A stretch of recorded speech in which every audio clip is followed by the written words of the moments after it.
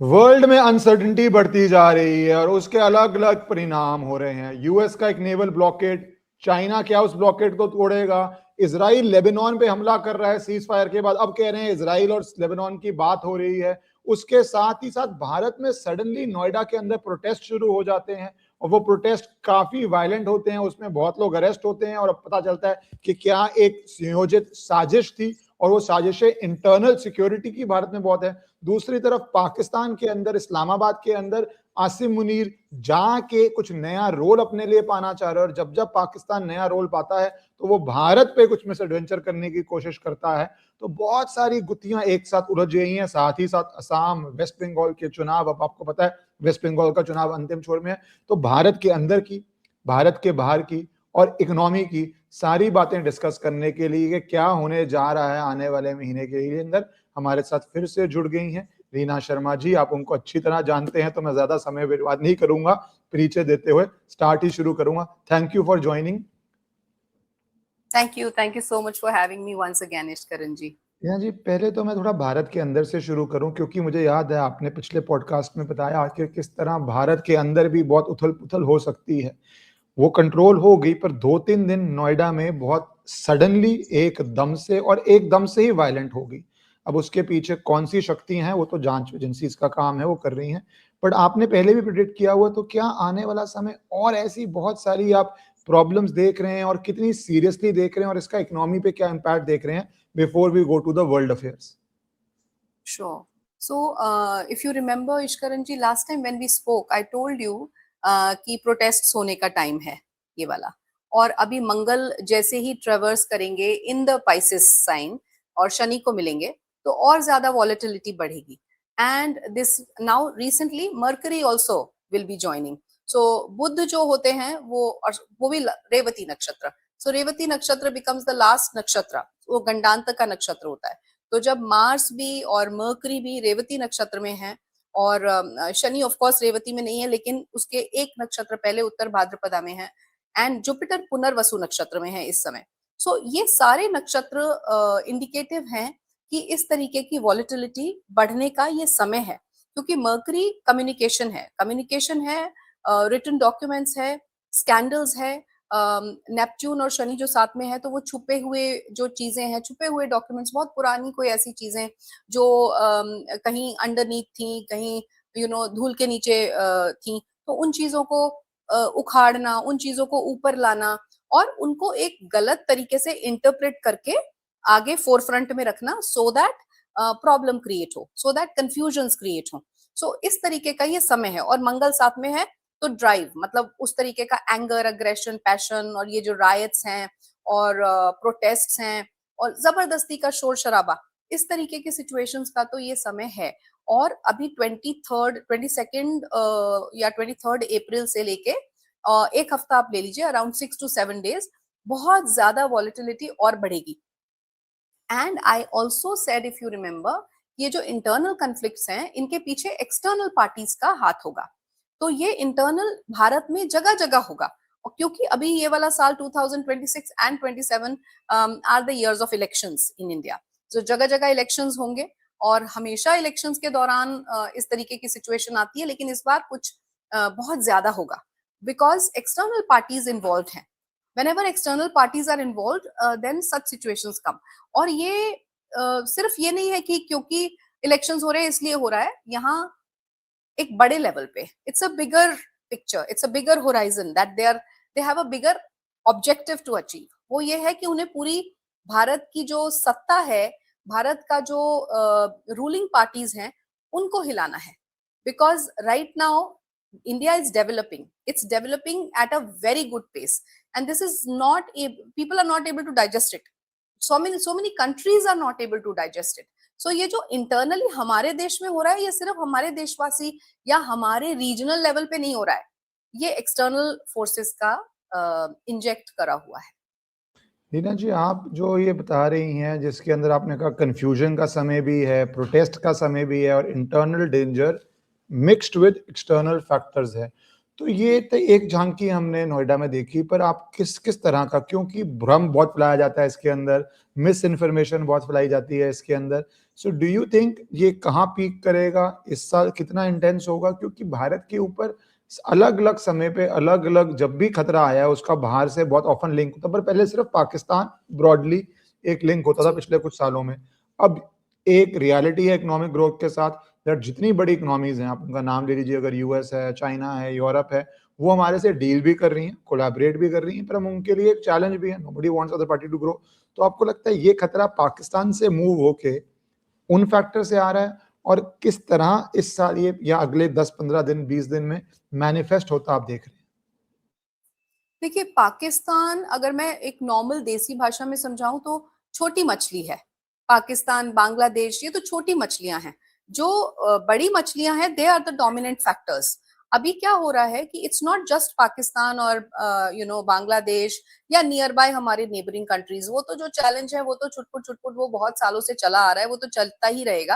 And I think we are self sufficient to take care of it. हम बहुत अच्छे से उसका ध्यान कर पा रहे हैं, कर उसको टेक केयर कर पा रहे हैं। लेकिन अभी जो सिचुएशन है, it is happening at a global level because this is a period of shift.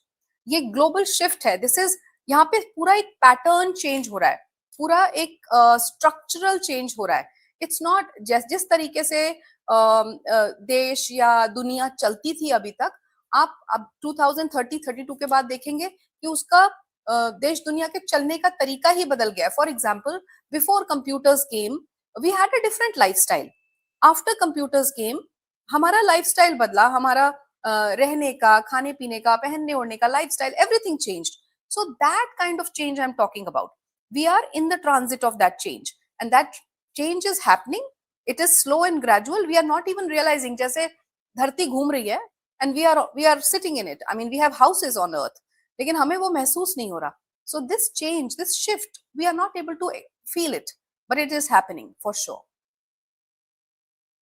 Change की बात कर रहे हैं, और ये बहुत अच्छा आपने एनालॉजी दिया कि कंप्यूटर से एक तरह से वर्ल्ड चेंज हुआ। So this change you believe is technology led और वॉर लेड, या मतलब किस रीजन की आप चेंज देख रहे हैं? दूसरा, फिर इससे मैं थोड़ा इकोनॉमिक पे आ जाऊं, even though I wanted to go to Iran and US, बट जो आपने बात बोली उसमें इकोनॉमी बहुत जुड़ी हुई है जड़ के अंदर।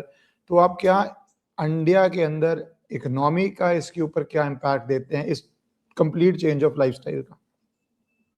So again, you've asked a very good question कि कैसा change, कौन सा change.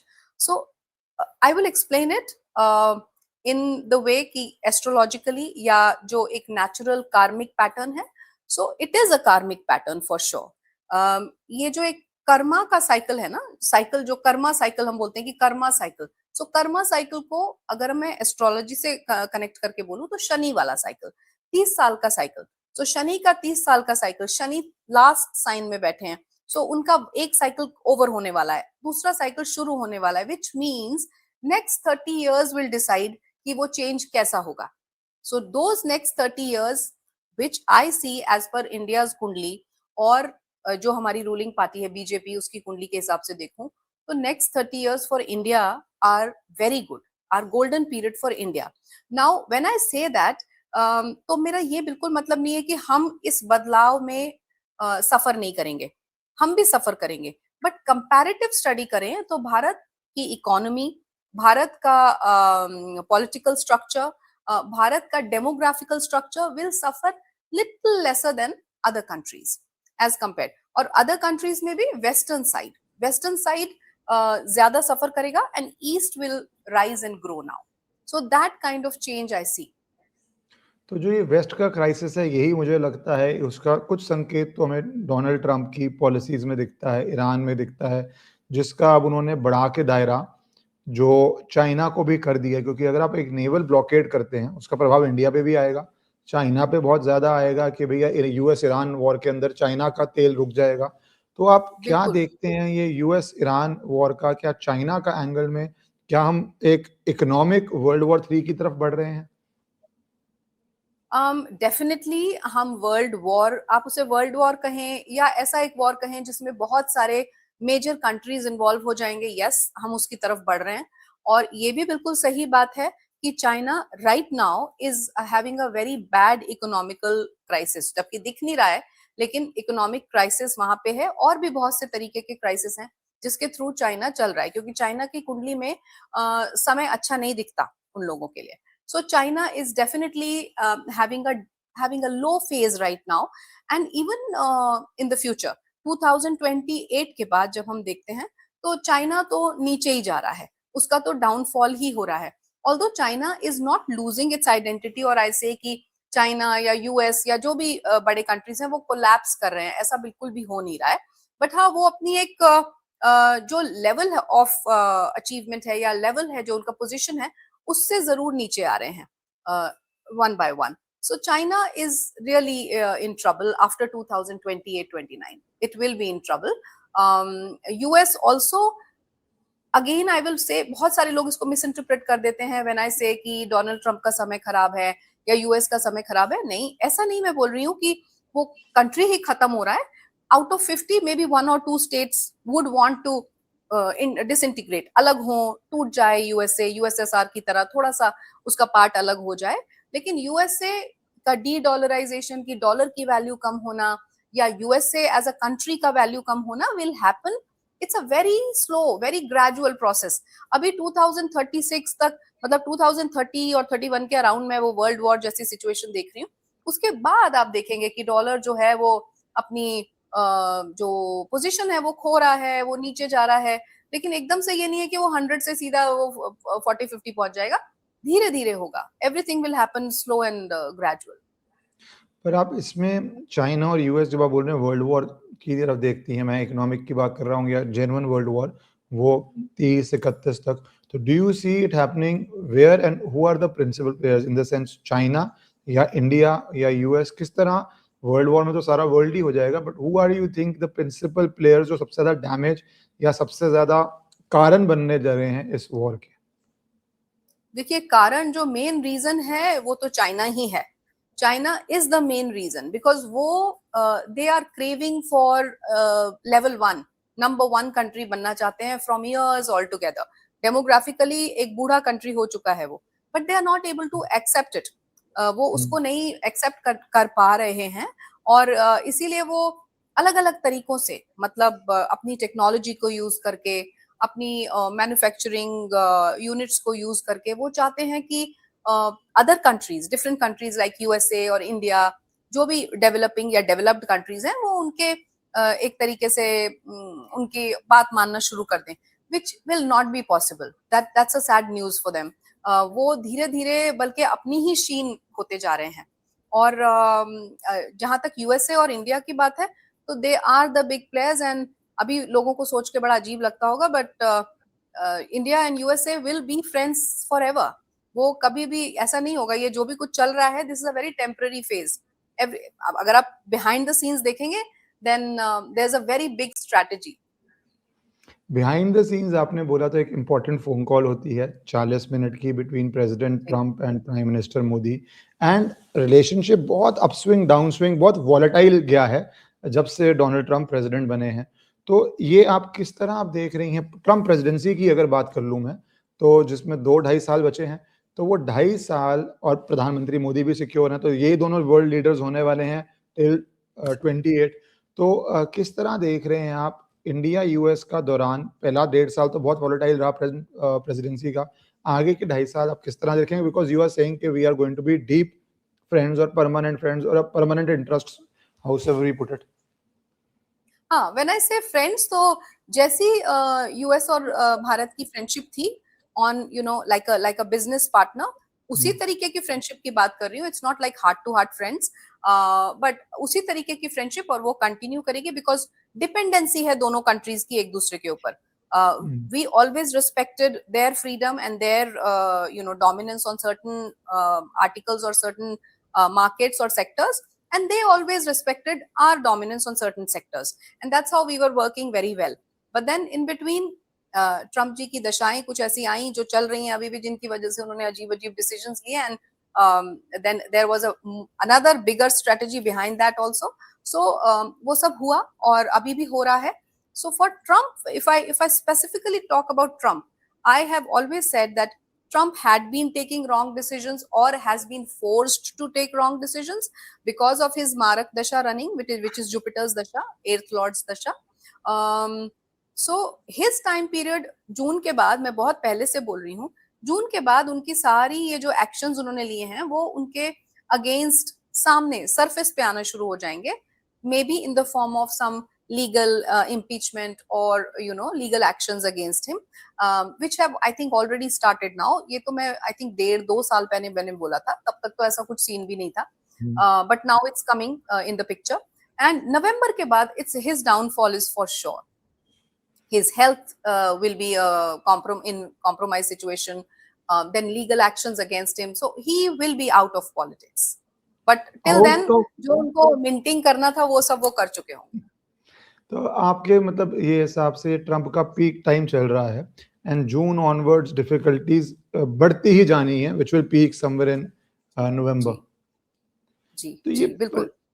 पर ट्रम्प की इस वॉलेटिलिटी का फिर जून टू नवंबर या अब से लेके नवंबर तक भारत पे क्या असर पड़ेगा?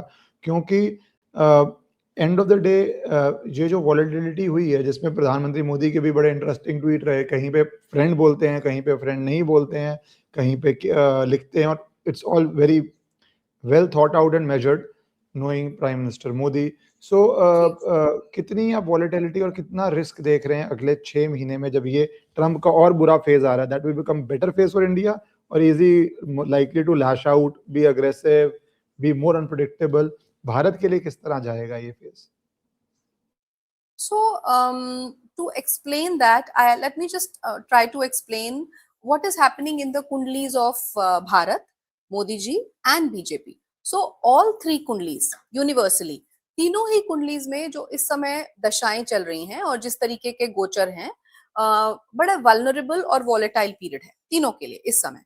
एंड आप देखिए किस तरीके से ये कोइंसाइड कर रहा है कि जून तक वाला जो पीरियड है उसमें अभी आप देख ही रहे हो कैसे सोशल मीडिया पे नरेंद्र मोदी जी के लिए बहुत उल्टा सीधा नैरेटिव चल रहा है, because social media is being dominated by USA. So somewhere I will not से कि मैं सीधा ट्रम्प को नहीं बोलूंगी कि ट्रम्प करवा रहे हैं, बट यूएसए जो है उस तरफ से इस तरीके की चीजें हो रही है कि इंटरनली भारत में जो लीडरशिप है वो हिले, वहां पे सत्ता में डिस्टर्बेंस आए. एंड उनको सबको पता है कि इलेक्शंस हैं इंडिया में, so as it is it's a very very vulnerable period for us, और ये पूरा का पूरा 2026 2027 ऐसे ही चलेगा. साथ साथ ये इस तरीके की दशाएं और गोचर का होना बीजेपी कुंडली में, भारत की कुंडली में और मोदी जी की कुंडली में ये दिखाता है कि yes it is a very challenging period for him, for Modi ji and for BJP. But after June when Jupiter is going to transit in its exaltation sign, उसके बाद धीरे धीरे ये सारी की सारी चीजों का एक्सप्लेनेशन या तो एक्सप्लेनेशन आएगा या तो इनको बिल्कुल वेस्ट या बिल्कुल वेग एक नैरेटिव समझ के डिस्कार्ड कर दिया जाएगा. धीरे धीरे जैसे बोलते हैं ना सवेरा होता है, dawn, dawn is going to come. धीरे धीरे things will become better and after September, क्योंकि ये पूरा ये अब से नहीं है, मोदी जी का ये पीरियड शुरू हो गया था जब उनका जन्मदिन आया था सितंबर 2025 में. 17 सितंबर के बाद जब वर्षफल कुंडली लगाई थी उसी में दिख रहा था कि पूरा साल चैलेंजिंग है. अब सितंबर में अगेन नेक्स्ट वर्षफल, that's a better period for him. So basically the tough period for Prime Minister Modi is till September of this year. Till And आपने कहा September. बीजेपी की भी कुंडली एंड भारत की भी कुंडली, तो इसके अंदर एक सडन डेवलपमेंट हुई जिसमें समहाउ पीस टॉक होती है पाकिस्तान में, इस्लामाबाद के अंदर. उसके बाद अब आसिम मुनीर, शहबाज शरीफ ऑब्वियसली वो ट्राई कर रहे हैं, अब चाहे उनको लोन चाहिए, जो भी रीजन हो, वो जियोपॉलिटिक्स में मैं नहीं जा रहा, बट डू यू थिंक ये पाकिस्तान का एक अपस्विंग का पीरियड आ रहा है जो भारत के लिए एक हेडेक बन सकता है? Not that they can do much to us, but एक हेडेक बन सकता है, या किस तरह देख रहे हैं ये पाकिस्तान की इन्वॉल्वमेंट पीस टॉक में astrologically for Pakistan? I think it's a irony or it's a very it's a pun when they say ki peace talk. Who are doing the peace talk? All the terrorist countries are doing the peace talk. So there is no peace around it. There is no peace around it. It's just that they are trying to show that they are together. इकट्ठे हैं. So मुझे ऐसा लगता है it's a very जिसको आप बिल्कुल भी जिसकी कोई आइडेंटिटी नहीं है, इस तरीके से आप इस पीस टॉक को ले सकते हैं. This peace talk is nothing but just mirage to be seen, from the aerial view, कि हाँ कुछ ऐसा हो रहा है. ऐसा कुछ भी होने नहीं वाला है, बिकॉज जो ईरान का टाइम चल रहा है या जो पाकिस्तान का टाइम चल रहा है, it's full of volatility, it's full of that war like situation, that aggression, that fire. Although Iran थक गया है अभी for the time being, and as I told you last time कि phases में war होंगे, resources खत्म होंगी, चीजें थक जाएंगे, और तो उनको बीच बीच में वो breaks लेंगे. So this is that kind of break which is going on. It's not a ceasefire kind of a thing. ये सिर्फ एक छोटा सा ब्रेक है, जिसके बाद जून में जब अगेन दैट जुपिटर का एक्सॉल्टेशन साइन में जाना होगा, तब ईरान विल एक लोग बड़ा पूछते हैं कि क्या रेजीम चेंज हो रहा है, कोई रूलर आ रहा है क्या, कोई वहां पे कोई लीडरशिप है क्या, लीडर आ रहा है. So see nothing like that is going to happen. अभी 2026 में ऐसा कुछ भी नहीं होने वाला है. रीजन बीइंग ईरान का जो डीएनए है ना वो चेंज हो रहा है इंटरनली. वो कार्मिक पैटर्न के हिसाब से ईरान का पूरा चेतना बदल रही है. उनका subconsciously they are changing from the core, which was 1979 में जो ईरान हुआ करता था. So they are, like I told you last time, they are going back towards their roots. So वो जो जोरेस्ट्रियन है वो आने का, या फिर जो सनातन है या हिंदू कल्चर से जो निकला, उस तरीके का उनका पूरा एक जो बेस है वो बदलने जा रहा है. जो इस्लाम था वो वहां से, जो specially the radical Islam. See, when I say Islam, I'm just not talking about Islam as a religion, but I'm talking about the radicalization which has been done to Islam. और उसको जो जिहाद और रेडिकलाइजेशन की तरफ बदल दिया गया, मोड़ दिया गया. सो वो सिचुएशन चेंज होगी. सो ये जो ईरान का बदलाव है, उसमें ईरान की विमेन का बहुत बड़ा हाथ होने वाला है जून के बाद. As it is there are changes, and उसके बाद धीरे धीरे करके ईरान में चेंजेस हैं. लेकिन इंटरनल कन्फ्लिक्ट और इंटरनल सर्वाइवल इतनी डिमांडिंग पोजीशन में होगा कि वो एक्सटेंड करना है, या हम रीजनली कैसे अपने आप को एक पोजीशन में लाएं, वो तो उनके लिए क्वेश्चन ही नहीं है. Because survival is the question for them right now. They are not in that position at all. Till 2028 Iran is in a bad shape. और उसके बाद भी अगर मैं बोलूं तो Iran in itself will become stronger. लेकिन तब तक तो सभी, चाहे वो यूएई हो, चाहे वो जितने भी मिडिल ईस्टर्न कंट्रीज हो या और दूसरे कंट्रीज हो, they all will be at war. Because mid 2029 के बाद तो we all are going in war. मैं ईरान पे पूछना चाह रहा था, पर आपने एंड में मिडिल ईस्ट पे बहुत इंटरेस्टिंग बोल दिया, पर मैं ईरान पे ही पूछता हूँ, फिर मिडिल ईस्ट पे आऊंगा. तो जब ईरान आप कह रहे हैं going back to the roots, तो ये एक तरह से आप डी रेडिकलाइजेशन वहां पे सोसाइटी में देख रहे हैं. जो 79 से पहले females could wear dresses also, females were able to party also, drive car also, जो अब बुर्का भी उतारने पे आपको सजाए मौत मिल जाती है, हैंग कर दिया जाता है. तो ये आप एक ईरान में deconstruction of Iran's DNA, the current DNA of Iran, and little bit back to basic की तरफ जाता देख रही हैं. पर साथ ही साथ अगर आप युद्ध भी देख रही हैं, तो ये दोनों चीजें थोड़ी सी ऑपोजिट नहीं हो रही, क्योंकि अगर ईरान अपने डीएनए पे वापस जाएगा तो युद्ध नहीं करेगा, और अगर युद्ध करेगा तो किस तरह आप इसको देख रही हैं? सिर्फ ईरान के अंदर बदलाव आ रहा है, वहां पे रेडिकलाइजेशन कम हो रहा है. लेकिन बाकी के जो उनके आसपास के कंट्रीज हैं, like Saudi Arabia, like all other countries, वो इस चीज के अगेंस्ट जाएंगे. That is how they are going to fight with Iran more, कि भाई तुम क्यों ऐसा कर रहे हो, you were a part of it, right. So जैसे होता है ना कि एक डेकॉइट है या कोई एक टेररिस्ट है, वो टेररिस्ट ग्रुप में चला गया, but now he wants to go back home. They are saying how can you go back home.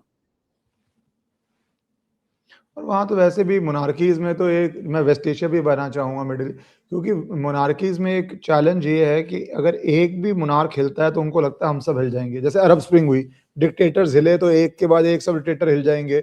सो आपस में चाहे वो जितना मर्जी लड़ें, जितना मर्जी करें, बट उनका interest of controlling the state बहुत सिमिलर है लीडरशिप का. तो जब आप कह रही 28 29 में आप यहाँ पे लड़ाई देखती हैं, तो वो यहाँ पे क्या आप जैसे अरब स्प्रिंग हुआ था उस तरह का एक वेव देखती हैं जिसमें बहुत लोग सत्ता से बाहर गए, या उनकी वॉर विद अदर नेशंस देखती हैं? मतलब मोर इंटरनल देख रही हैं, एक्सटर्नल देख रही हैं, या पूरे रीजन में एक क्योस देख रही हैं?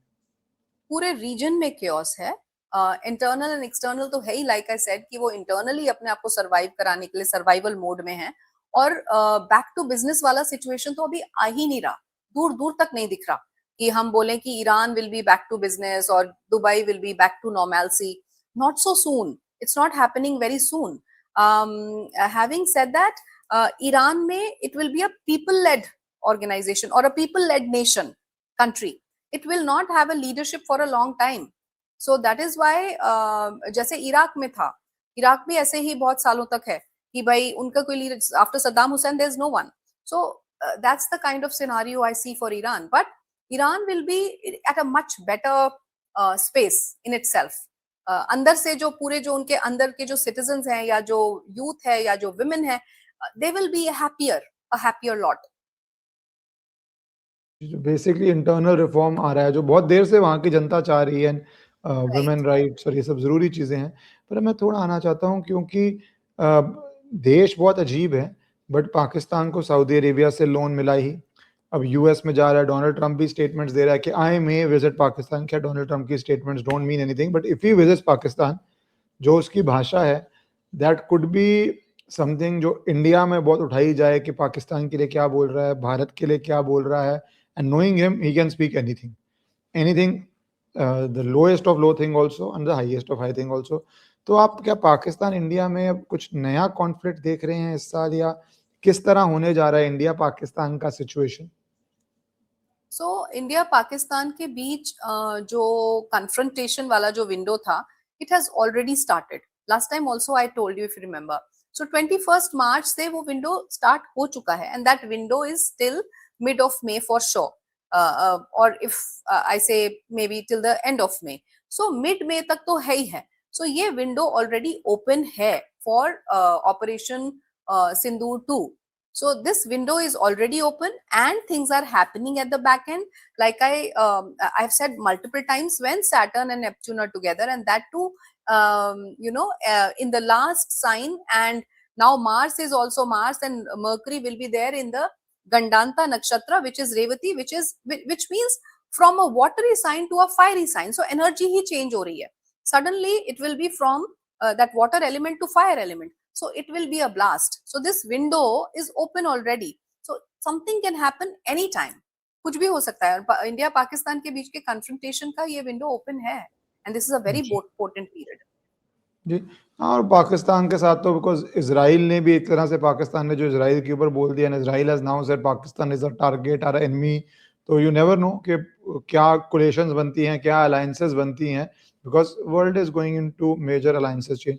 पर मैं थोड़ा भारत में आना चाहता हूँ कि भारत में चुनाव is continuous reality of Bharat, और चुनाव में द बिग चुनाव इज प्रिज्यूमेबली वेस्ट बंगाल चुनाव, जहाँ पे सबकी नजरें हैं.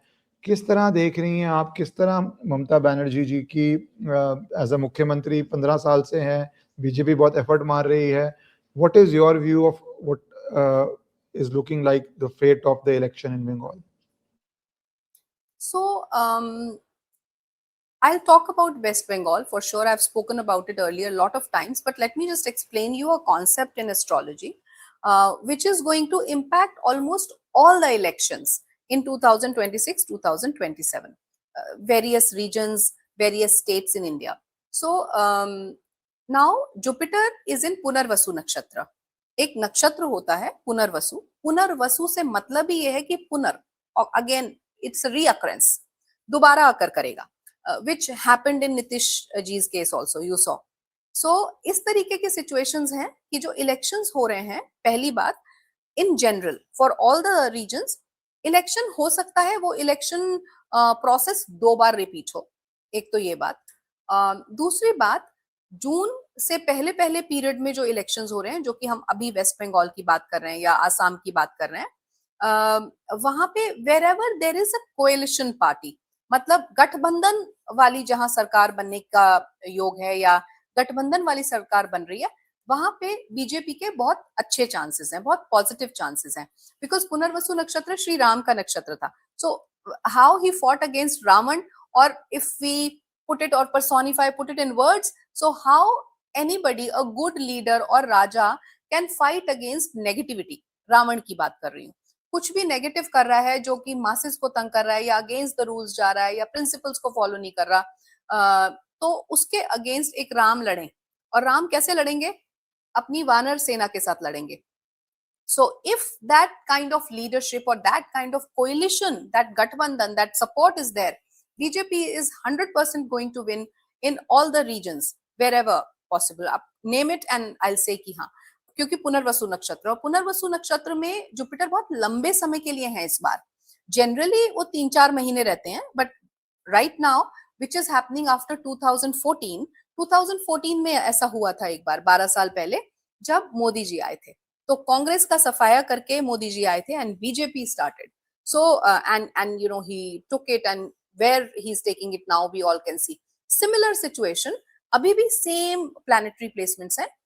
शनि हमारे उत्तर भाद्रपदा नक्षत्र में मीन राशि में बैठे हैं और जुपिटर पुनर्वसु नक्षत्र में, और पुनर्वसु नक्षत्र में अभी भी हैं और कुछ समय तक हैं, even when Jupiter will move to Cancer. So this whole period is going to prove very beneficial if you work in group. तो आपके लिए बड़ा अच्छा रहेगा। I'm talking about BJP here. Now we come to West Bengal. So वो तो result एकदम clear है, उसमें कोई सोचने या कहने वाली बात ही नहीं है। ममता जी हार रही हैं and BJP is coming in West Bengal. बहुत इंटरेस्टिंग बोला कि ये नक्षत्र चल रहे हैं उसके हिसाब से, और 27 की भी बात कर रहे हैं तो वैसे तो दूर है, but UP election is always a big thing, और आपने योगी जी की कुंडली भी देखी हुई है। So how is it looking, because बार बार सबका फोकस जाए नोएडा, मैं बोल रहा हूँ छोटी चीज है बट वो एक चावल का दाने की तरह है कि नोएडा के रीजन में जिस तरह सडनली वेज की लड़ाई हो गई, जब इंडस्ट्रीज भी सफर कर रही हैं ग्लोबल सिचुएशन से, तो और ये कॉन्स्पिरेसीज हमेशा तब की जाती हैं जब कुछ जेन्युइन प्रॉब्लम हो। अगर वर्ल्ड में गैस नहीं है तो ऑब्वियसली गैस प्राइसेस या अवेलेबिलिटी थोड़ी कम होगी।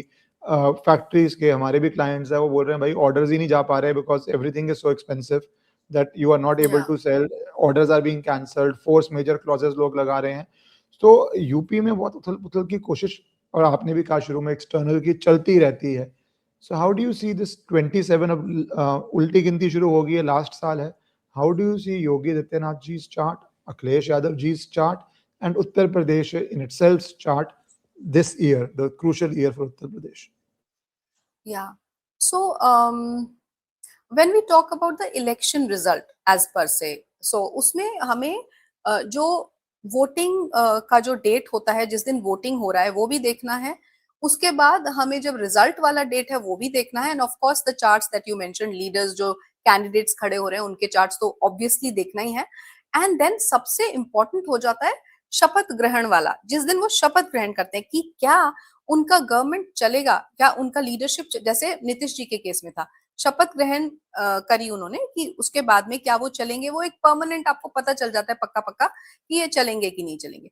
सो अभी for now as per the research up till now what I have done, I can just tell you that Akhilesh ji का चार्ट पहले से उनके जो चार्ट में दशाएं हैं वो बेटर हो गई हैं। जो कुछ समय पहले जब वो हारे थे तब जो परिवारवाद की वजह से या जो भी उनके जो दशाएं चल रही थी उससे डेफिनेटली बेटर है, लेकिन अभी भी it's not as strong as Yogi ji.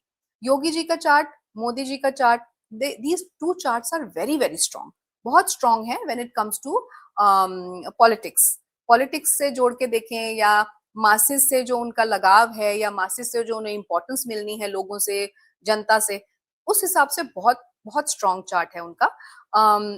Now Yogi ji की 7.5 का लास्ट फेज चल रहा है, क्योंकि 7.5 है तो इसलिए डिफिकल्ट टाइम है, इसीलिए चैलेंजेस हैं, बट लास्ट फेज है and his dashas are very very promising, so he will clear all this. This is karma clearance का टाइम ऑल्सो। जो भी कुछ आपको काटना है या भोगना है या क्लियरेंस करना है वो समय भी है, and this is all across, not only for Yogi ji, it's for each one of us, सबके लिए, क्योंकि शनि मीन राशि में है। सो सबके लिए ये कर्म काटने का समय है, सबके लिए चैलेंजिंग पीरियड है at their own levels. So yes, this is a challenging period, लेकिन क्योंकि उनकी खुद की कुंडली बड़ी strong है, you will see that he will handle all the problems and all the situations in a very good way. And जो आपने बोला ना daily wages and शनि हमारे नौकर चाकर हैं, शनि वो लोग हैं जो हमारे लिए काम करते हैं, हमारे employees. So that is what is happening. Shani mean राशि में है तो उनके लिए भी तो जजमेंट देंगे ना. सो दैट इज व्हाई ये मेड्स का चक्कर या डेली वेजेस वाले लोगों का चक्कर और ये सब कुछ होना ही था. This was written. अभी और भी थोड़ा बहुत होगा till mid of 2027. And some जो अब तक उनके लिए पॉलिसीज नहीं बनी थी, रूल्स नहीं बने थे. फॉर एग्जाम्पल एक छोटी सी बात कि आपके यहाँ मेड काम करती है बट उनके वेजेस फिक्स नहीं है.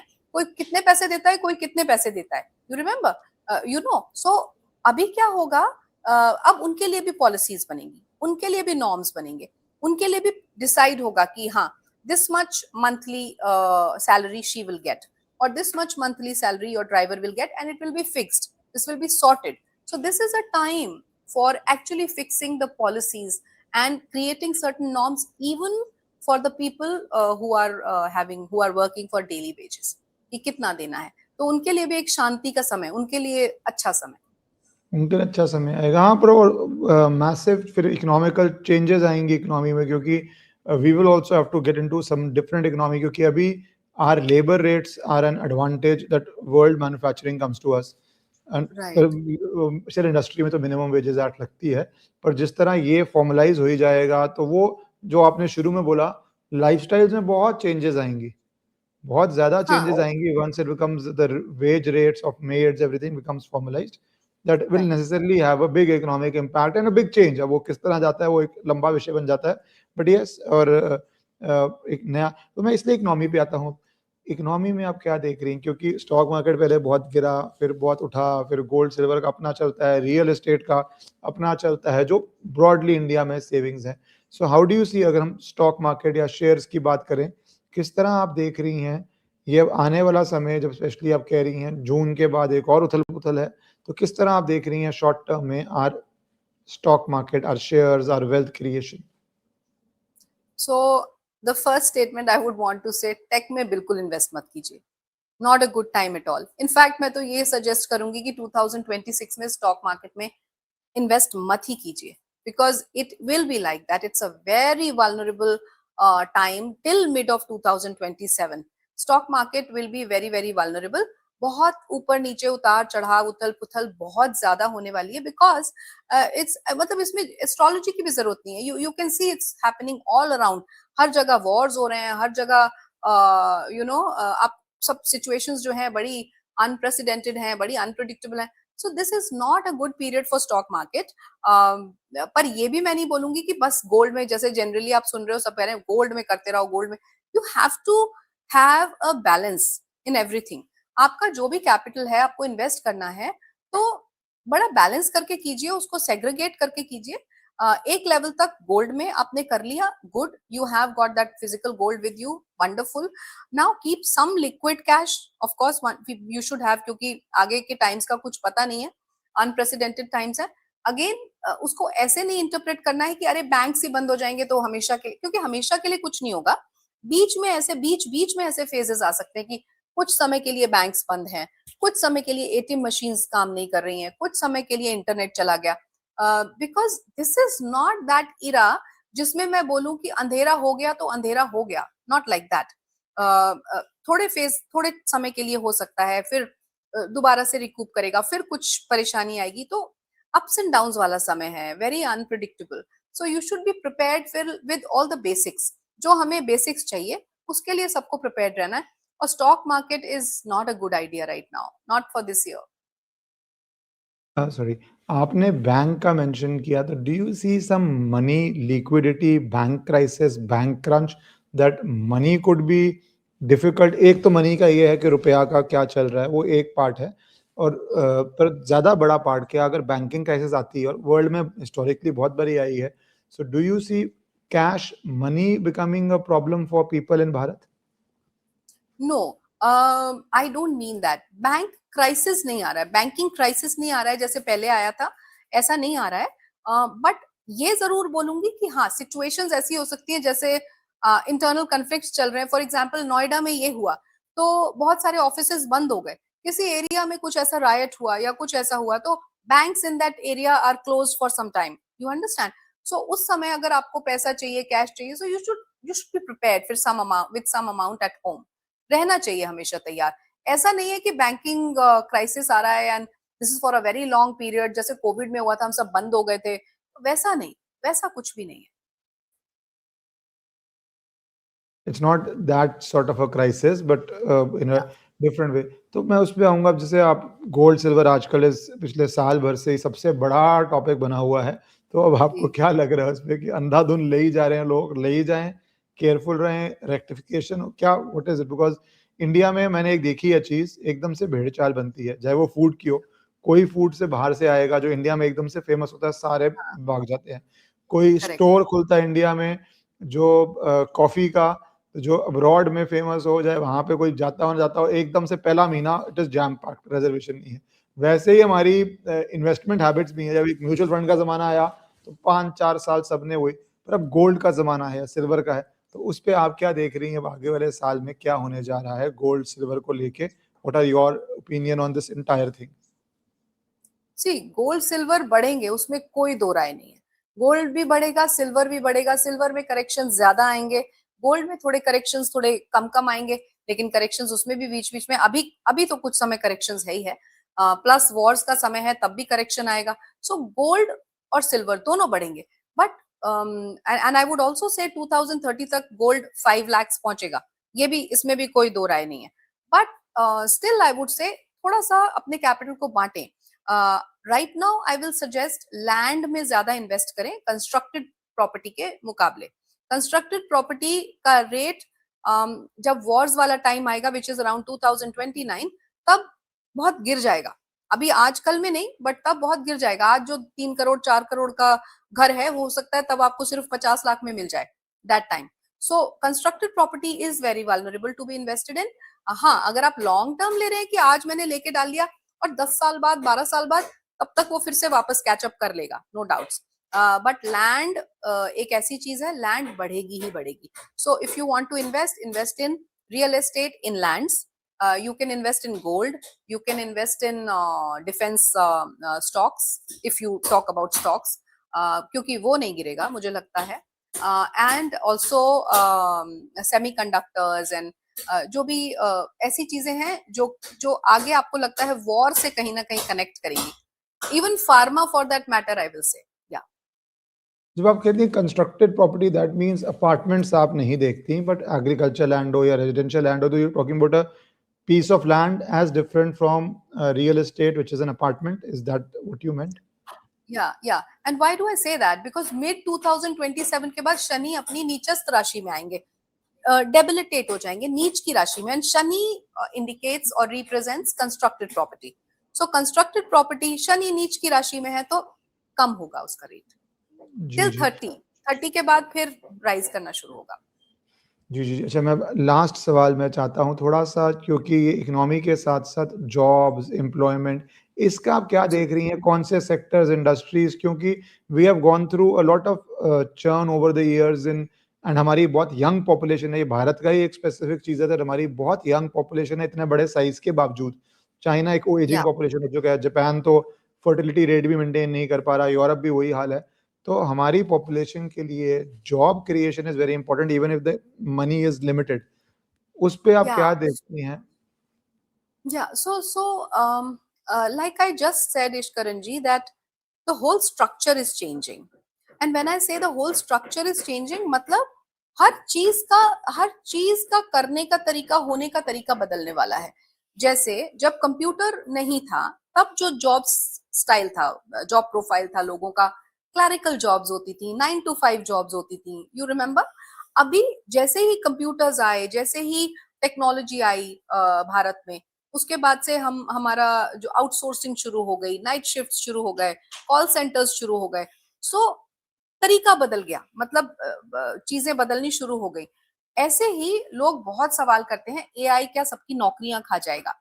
जैसे कंप्यूटर आने के बाद एक समय ऐसा आया था कि बहुत सारे लोगों की जॉब्स गई थी, लेकिन फिर बहुत सारी जॉब्स क्रिएट भी हुई थी, टेकिंग द फाउंडेशन और बेसिस ऑफ कंप्यूटर नॉलेज। आपको कितनी कंप्यूटर नॉलेज है, सबने कंप्यूटर कोर्सेज करने शुरू कर दिए थे, and then it becomes an integral part of our education system. Similarly it's going to happen with AI.